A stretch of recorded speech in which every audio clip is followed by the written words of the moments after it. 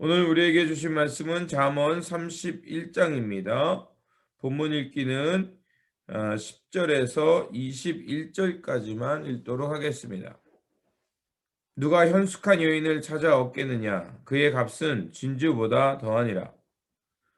그런 자의 남편의 마음은 그를 믿나니 산업이 핍절하지 아니하겠으며, 그런 자는 살아있는 동안에 그의 남편에게 선을 행하고 악을 행하지 아니하느니라.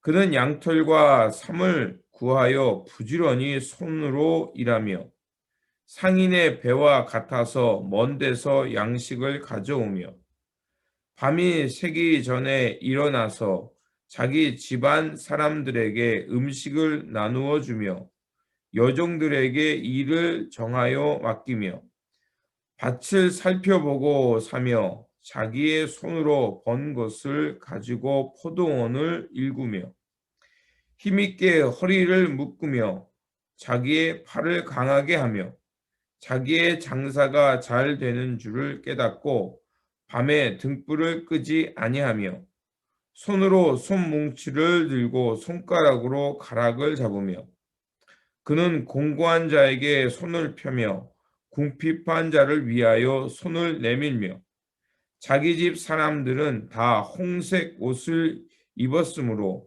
눈이 와도 그는 자기 집 사람들을 위하여 염려하지 아니하며. 아멘. 오늘 본문 말씀은 이제 잠언의 마지막 말씀입니다. 그래서 마지막 장 말씀이죠. 그래서 현숙한 여인의 모습을 통해서 지혜로운 삶이 무엇인가를 전해주고 있습니다. 오늘 읽진 않았지만 오늘 본문 1절 31장 1절을 보면 이제 마치 어머니가 자녀에게 훈계하며 나눠주는 그 교훈의 말씀으로 시작하는 것을 알 수가 있습니다. 어머니를 다른 말로 co-creator of God이라고 이렇게 표현한다고 합니다. 이 말은 하나님의 그 창조의 협력자라는 뜻이 있죠. 즉 어머니는 생명을 잉태하며 또 우리에게 생을 살게 하도록 지혜를 주신다는 것을 의미합니다. 그래서 본문 말씀은 그 어머니가 자신의 아들에게 유언처럼 주는 교훈의 말씀, 이것입니다. 그래서 오늘 본문에 보면 르무엘 왕은 이스라엘의 왕은 아니지만 르무엘 왕이라는 사람이 나오죠. 그리고 이 르무엘이라는 이름 속에서 알 수 있듯이 그 엘은 이제 하나님을 뜻하는 단어니까 추측해 보면 하나님을 그래도 경외할 줄 아는 왕이었음을 알 수가 있습니다. 그리고 이 르무엘이라는 것은 그 아람어식 이름입니다. 그것을 히브리 말로 번역을 하면 마사다라고 합니다. 마사다. 그 마사라는 것은 그 창세기 25장 14절에 나오니까 이스마엘의 후손의 이름 중에 마사라는 이름이 있더라고요. 그러니까 그 르무엘은 아마 이스마엘의 후손 중에 하나님을 경외했던 왕, 또 그의 어머니가 이 르무엘 왕에게 했던 지혜의 말씀이다라고 이렇게 추측해 볼 수가 있습니다. 세상의 어머니의 마음은 아마 거의 비슷할 겁니다. 뭐 그렇지 않을 수도 경우도 있지만 대부분의 경우가 어머니의 마음은 거의 비슷할 겁니다. 그 자식들에게 바라는 마음은 정직하고 또 자비로우며 타인들에게 덕을 끼치는 삶, 이런 삶을 살기를 원할 것입니다. 르무엘의 어머니도 이제 아마 하나님을 경외하는 사람이었을 겁니다.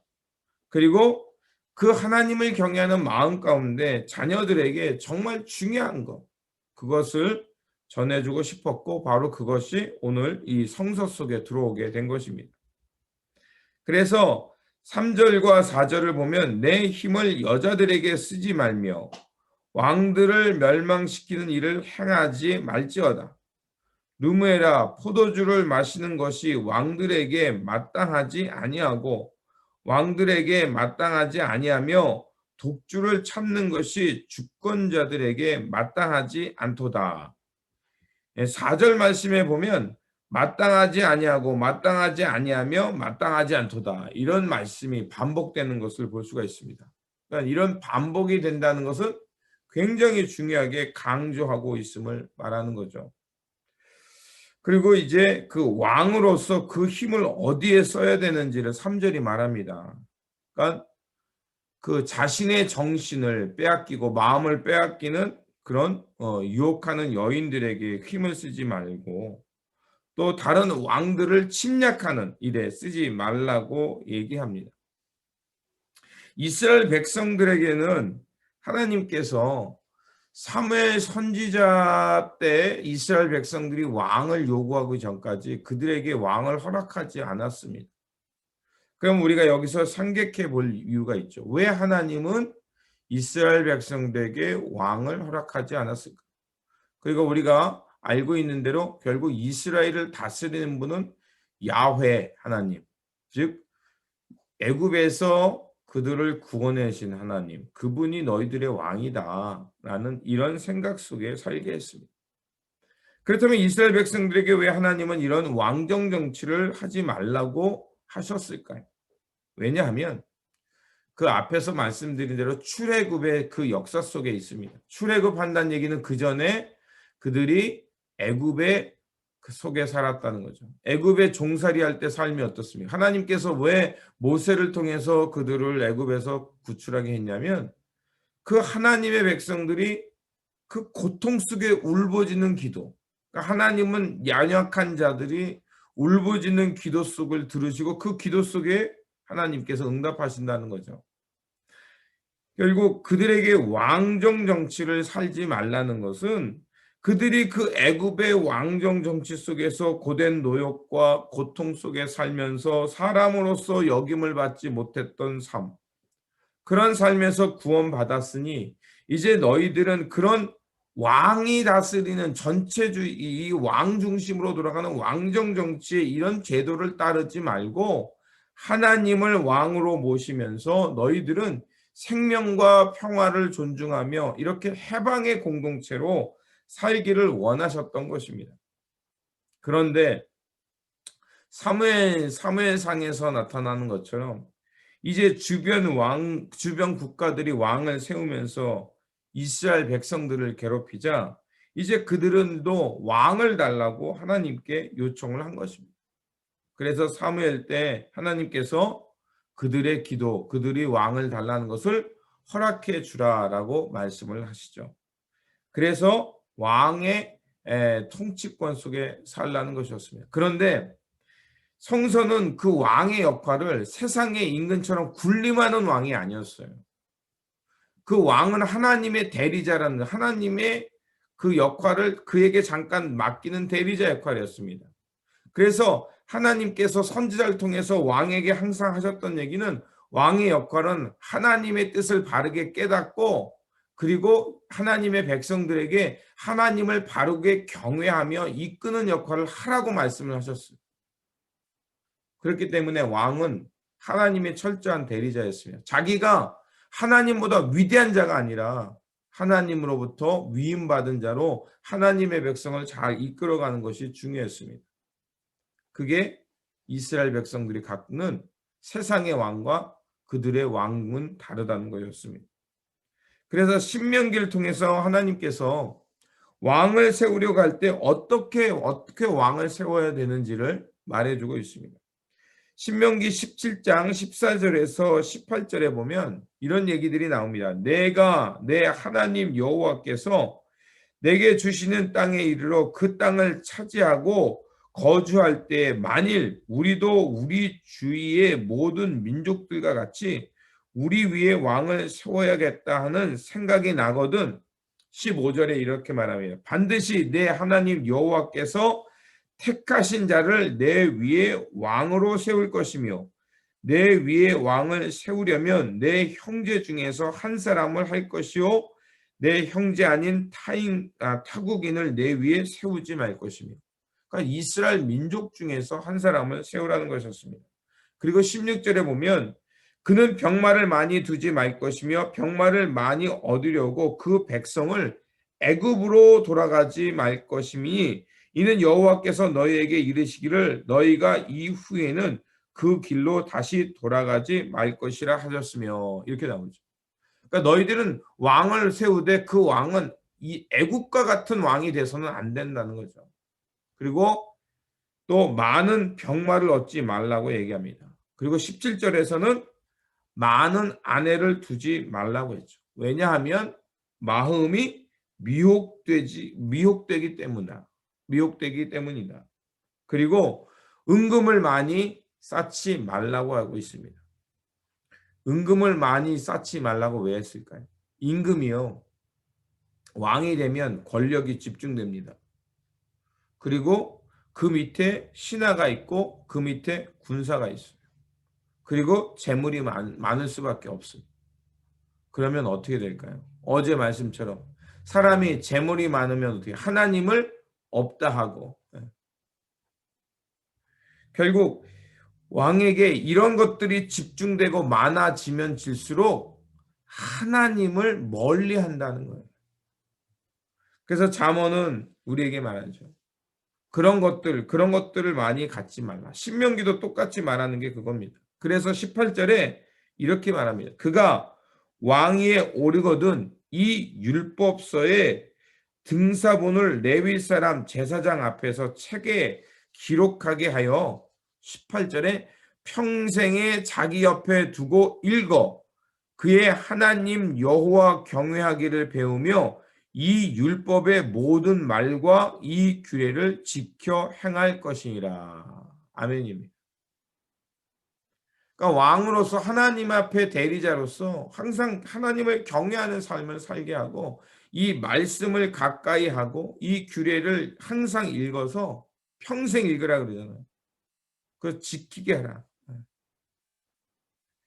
그래서 왕에게는 이런 힘과 권력으로 하나님을 멀리하지 않도록 자신을 늘 살피라는 것입니다. 그러니까 오늘 본문의 어머니께서 그 자기의 아들인 르무엘 왕에게 했던 이야기는 결국 하나님이 원하시는 그 지혜의 왕, 하나님의 대리자로서 그 힘을 어디에 써야 되는지 이런 것을 말하고 있음을 우리가 알 수가 있죠. 그리고 술이나 독주를 마시지 말라고 되어 있습니다. 술과 독주 또 많은 여인들 그것들의 문제가 뭐냐면 중독이 일어나고요. 그리고 마음이 미혹됩니다. 솔로몬 왕이 그 풍요 속에서 행했던 일들이 뭐냐면 정략 결혼들을 주변에 많이 했어요.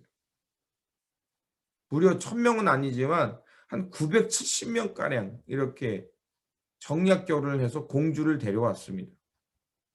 그 속에서 공주들이 그냥 옵니까? 주변 국가의 공주들이 올 때 그냥 오지 않죠. 자신이 섬기는 신을 데리고 오잖아요. 그리고 신이 온다는 얘기는 뭐예요? 그들을 섬기는 제사장과 시녀들이 따라온다는 얘기죠. 그래서 나중에 솔로몬 말기 때는 어떠냐면 하나님의 성전 뜰 앞에다가 바알 신상을 세우게 되잖아요. 종교 혼합주의가 일어납니다. 결국 그래서 이스라엘 백성들은 급격히 왕이 그러니까 급격히 그렇게 타락하고 결국 솔로몬 이후에 분열 왕국이 일어났다는 것을 볼 수가 있습니다.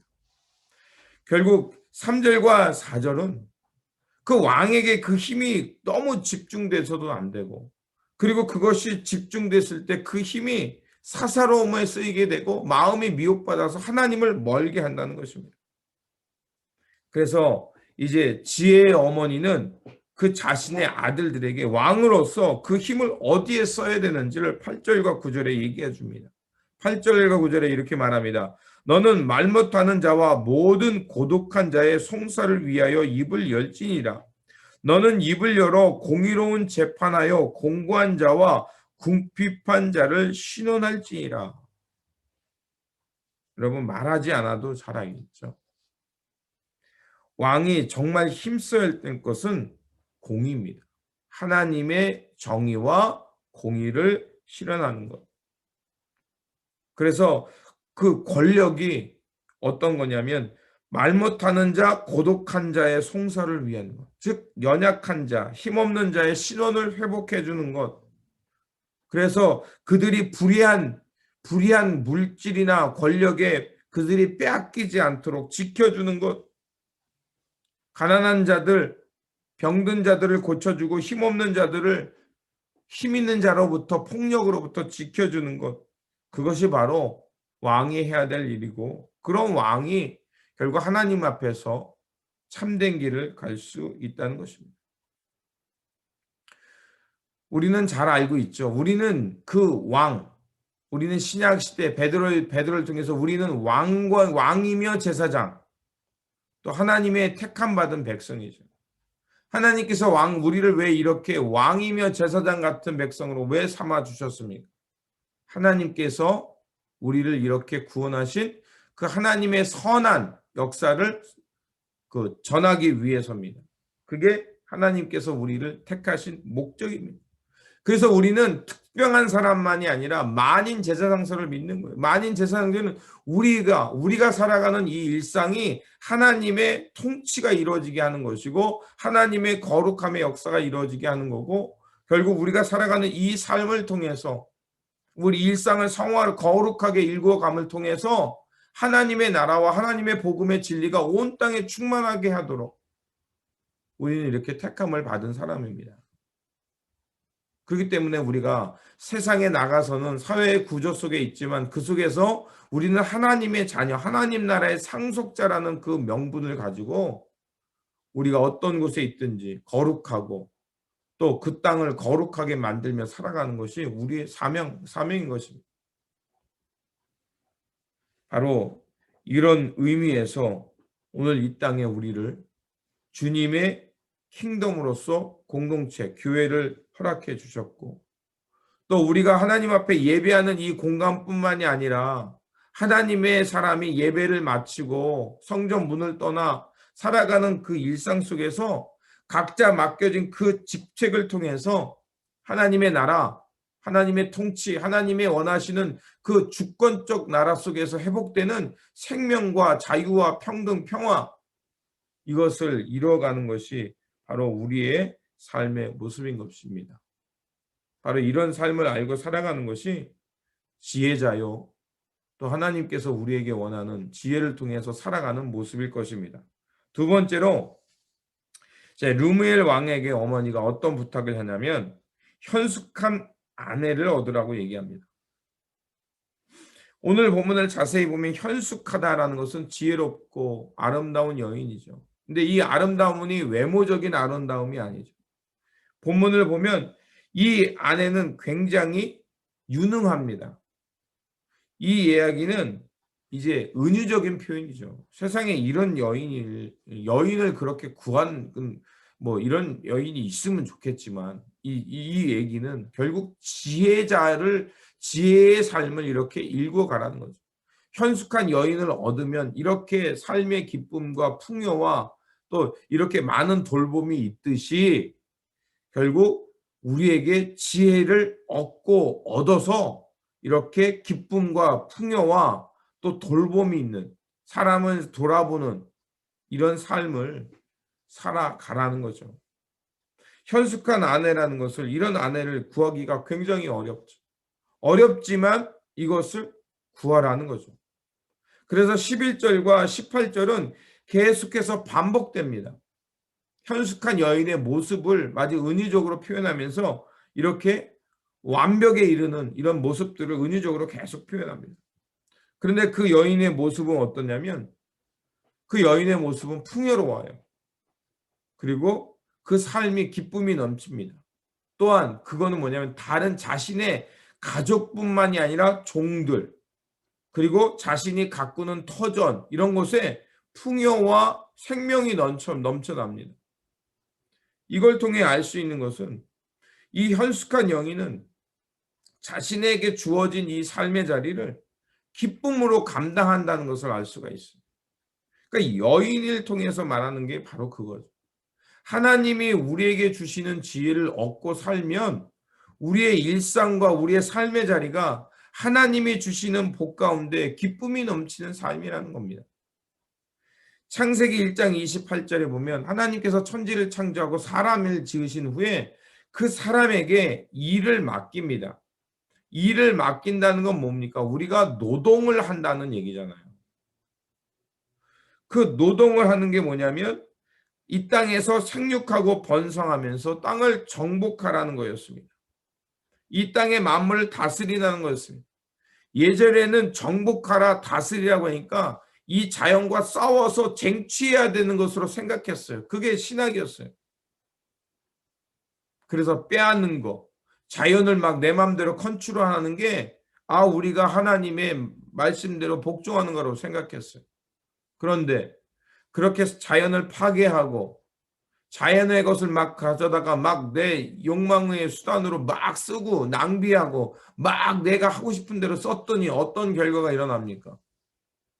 생태계가 파괴되고 지구는 뜨거워지고 그 전에 가졌던 질서가 파괴되니까 결국 우리의 생명과 우리의 일상이 멈춰버리고 생명의 위협을 받는 이런 어처구니 없는 일들이 일어나잖아요. 이 일을 통해서 우리는 겸손해지는 것을 보게 될 것이라 생각합니다.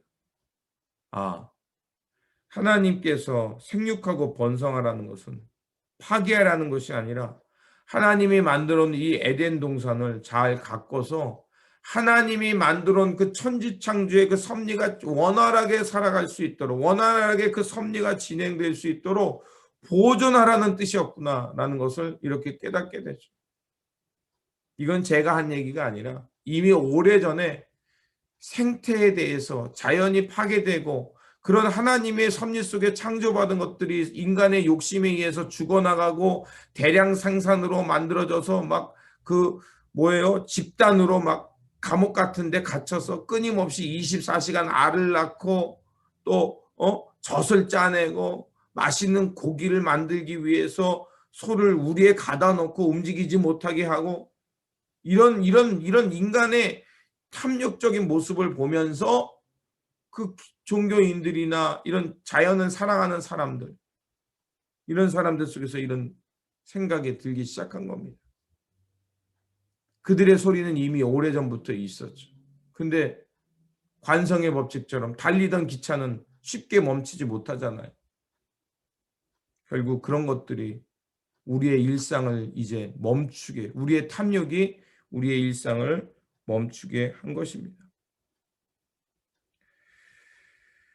우리에게 이렇게 기쁨의 삶의 자리였고 일상이었던 것이 에덴 동산에서 쫓겨나는 그 일화를 통해 알 수 있듯이 하나님처럼 자신이 그 하나님의 언약을 지키며 에덴 동산의 하나님의 피조세계의 하나의 일원으로 그 하나님의 동산을 잘 돌보며 살면 좋았을 텐데 뱀의 유혹을 떠나서 그 유혹이 우리 안에 자리 잡자 어떤 상황과 맞아버리면 제가 그랬죠. 악은 어떤 적정한 온도와 기운을 맞으면 자라서 열매를 맺고 나를 지배한다 그랬죠.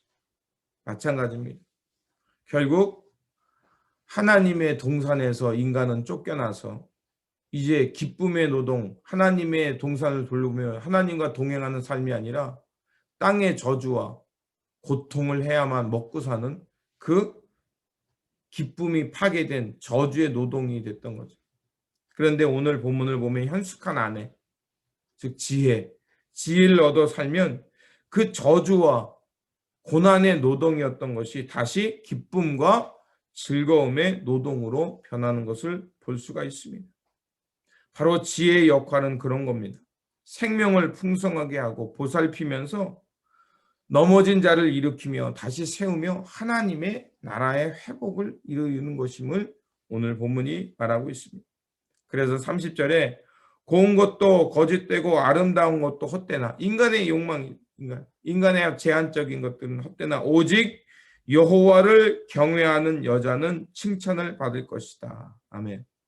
결국 영원한 것은 하나님을 경외하는 것, 하나님의 뜻을 하나님의 말씀과 하나님의 뜻을 따라서 우리가 얻는 그 지혜를 통해 살아가는 삶, 그런 삶을 살 때 결국 우리는 우리 일상에서 하나님의 창조의 질서를 회복하며 우리에게 주어진 것을 잘 아끼고 사랑하면서 정말 이 땅에 하나님의 기쁨과 생명이 넘치는 아름다운 그 동산, 하나님께서 최초에 만드셨던 그 동산을 회복하며 살게 될 줄 믿습니다.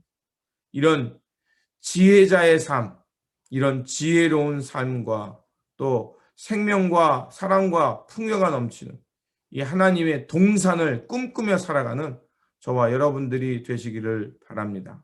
기도하겠습니다.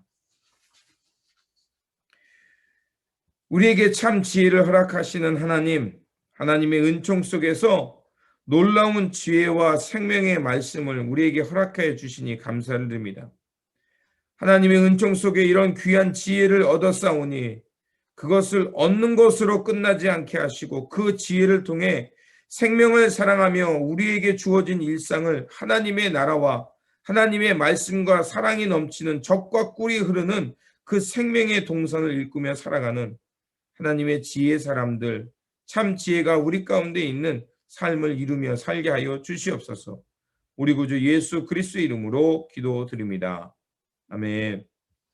오늘 우리에게 주신 말씀을 계속해서 묵상하시는 한 날이 되시기를 바라고, 하나님께서 주신 이 지혜를 가지고 생명을 사랑하고 돌보는 삶이 되시길 바라고, 또 우리의 삶을 통해서 다시 한번 하나님의 이 생명의 사건, 또 평화와 또 모든 사람들이 다시 일어나는 이런 기쁨의 동산이 회복되는 그 일상을 살아갈 수 있도록 하시기를 부탁을 드립니다. 다시 한번 주님의 평안을 빕니다.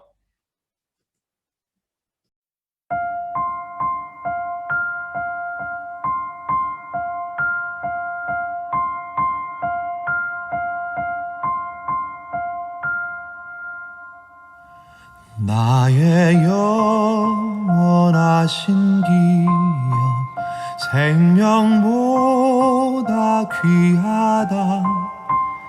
나의 갈 길 다가도록 나와 동행하소서.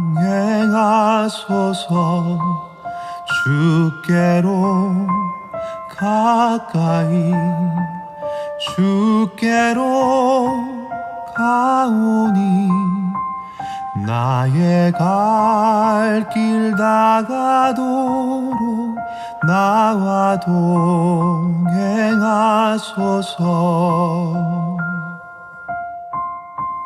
세상 부귀한 일함과 모든 명예 버리고 험한 길을 가는 동안 나와 동행하소서.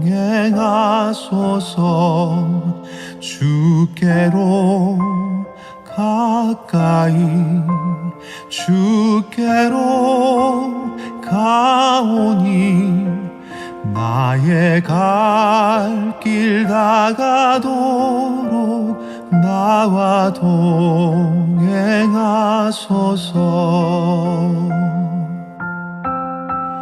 어두운 골짝 지나가며 험한 바다 건너서 천국 문에 이르도록 나와 동행하소서. 주께로 가까이 주께로 가오니 나의 갈 길 다가도록 나와 동행하소서.